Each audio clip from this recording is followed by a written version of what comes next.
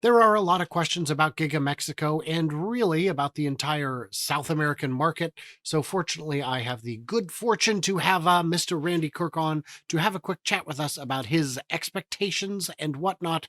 I'm Brian. Welcome to Futuraza. Randy, how are you, my friend? I have never, ever, ever, ever been better. That is suspicious, and I'm not comfortable anymore because the birth of my child, it's all right. It was Too okay, married. I guess. 3 stars, three and a half. I'll be nice. Uh, okay, so Giga Mexico, we've been watching the drone footage. There is more than nothing happening, but only just. What do you see going on for Giga Mexico this year Well, and once again, into the next year? Yeah. yes. Well, once again, all I can do is go off of statements by people who think or say they know, and who don't have absolutely no reason to lie or to exaggerate or to prognosticate or Anyway, but if you listen to what Elonish has said, and maybe what the governors and mayors of the various entities down in Mexico are saying, my best guess is that we will be starting to shovel dirt by midsummer, maybe July, June, somewhere in that range. And I see the first phase going up pretty rapidly. A lot of people are thinking that Mexico won't be able to execute. I have more faith in Tom Zhu, and I think that he'll have all of that stuff so dialed in by the time that they start this. The subcontractors, the materials, the permits, all the rest of the stuff, everything will be so dialed in that it won't be a problem. The issues will not be about governmental interference and slowness and whatnot. It'll be just about getting people to show up and tilt those walls up or whatever it's going to be. So I'm thinking a year, might even be faster before the first vehicle jumps out the door. So, what do you think the delay is? Right now, Yes. I think Elon Musk is the delay. Mm-hmm. It's not a popular theory. I think that Elon, the middle of last year, went, I don't like the economy. I don't like the way things are going right now. And I'm also not really comfortable with my battery capacity right now.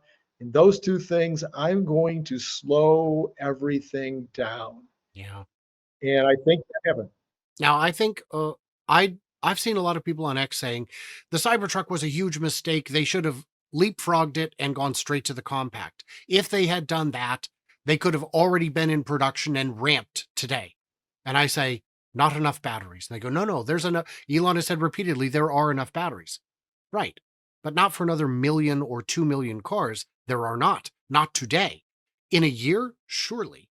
But not today. And there are also lessons learned in the Cybertruck.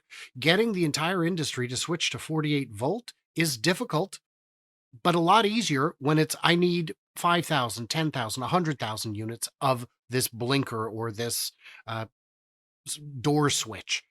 When it's I need 2 million of them, I need you to ramp into a million of a product that did not exist yesterday, that didn't exist the day before.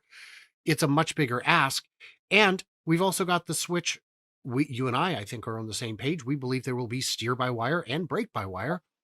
Those would not be ready without the 48 volt. Those would not be, you need to take the steps.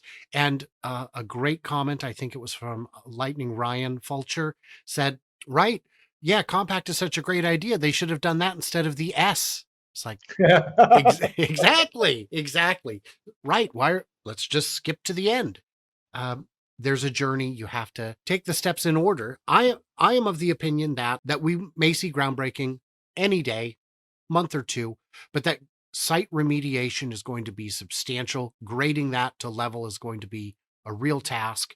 And I don't know how much of it they will do by raising the grade with fill, but that would be a tremendous amount versus bringing it down to a medium ground. It's going to be a nightmare either way because it is on a slope. We've seen them already starting to bring infrastructure out. improve the on-ramps and off-ramps. That'll be critical to getting the trucks in. There isn't rail to the site at this time.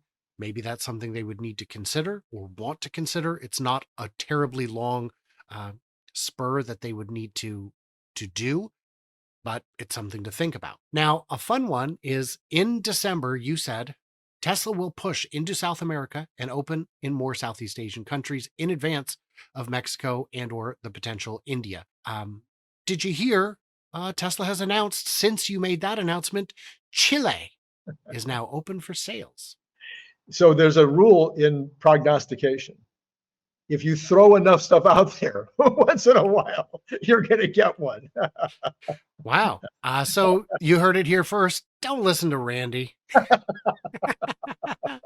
So yeah, so South America, actually, one of the dots that I connected was because of you, because you constantly remind us that the reason we need a plant in Mexico is because of Mexico's relationships with all the South American countries that the United States doesn't have in terms of trade. And so this would allow them to get duty free into all of South America and probably produce a vehicle that would be more appropriate to the South American public than any of the sexy vehicles that we now have. So all of that being said, I'm saying to myself, okay, well, they're not going to want to wait until they've actually got the factory up and running. You've got 3 decent markets in South America.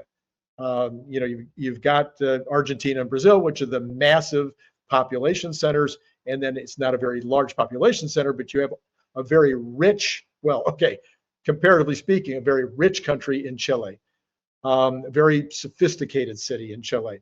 So I kind of anticipated that they would start in Chile because you don't have to do as much of an infrastructure ramp to get the product established there. You don't need as many superchargers and et cetera, et cetera, et cetera, to get it going. So anyway, that's how I came to the conclusion. There you go. And when it comes to total cost of ownership, the Model 3 SR Plus, the rear wheel drive, that is an affordable car in kind of any market. It Right. is more premium than the best Camry. It is has more features.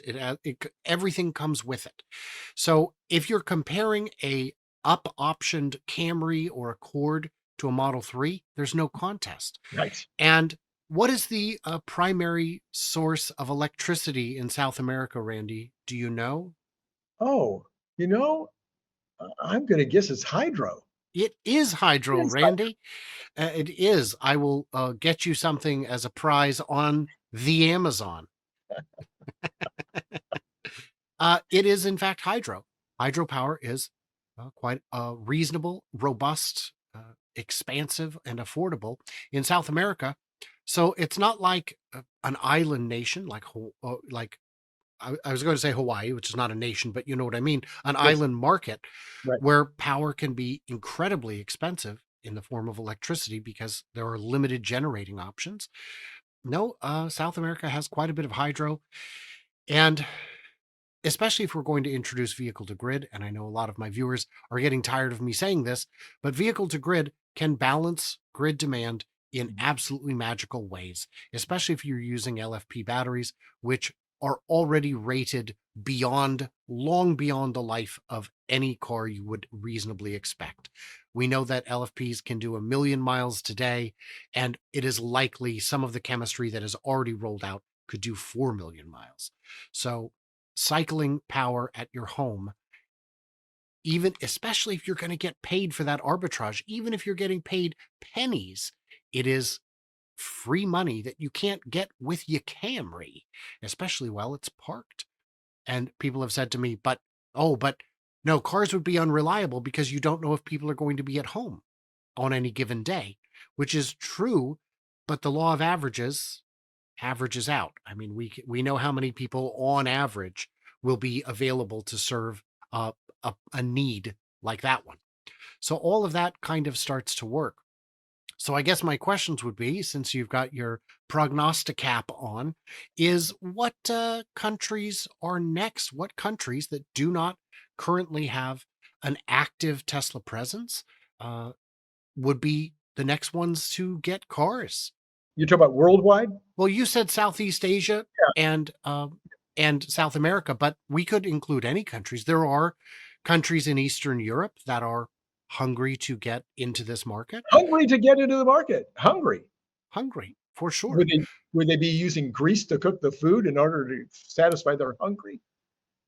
Yes, Randy, that is what they would be using, as I'm pretty sure is they'd be using industrial grease. They would Horrible. need, but there are countries like Nigeria is one of the richest in Africa. Uh, it is about ready for the Model 3 at today's price. The only obstacle being um, it is very far from any factory based on where it is It's on, located. yeah, Well, based yeah, on being in the yes. elbow of Africa, as it were. It's not close to China shipping or US shipping or really even Berlin shipping, although Berlin doesn't make Model 3s yet. So we've got markets all over in South America. Yeah, Brazil, Argentina, those could be the next ones. I think Brazil is geographically challenging in terms of getting a supercharger network in, but not necessarily prohibitive. You just hit the major highways and hope for the best. Who do you think is next? No, I really think it's going to be India, Indonesia, Southeast Asia. I think they've already made headway into Southeast Asia. They know the market, and they're going to be building a lot of. Well, we assume they're going to be building a lot of cars in India. I was just hearing a report the other day by somebody about. Oh, I think it was actually Putin when he was talking to Tucker Carlson. He was talking about people right off Indonesia. Indonesia, I think, is the fifth largest country in the world, population wise, something like that. It's a huge, huge. And when I was in Singapore, met a lot of Indonesian people that were working in Singapore. They're, you know, they're sophisticated folks. They're modern. So Mhm. I can imagine that Indonesia is another great market that they could be going towards.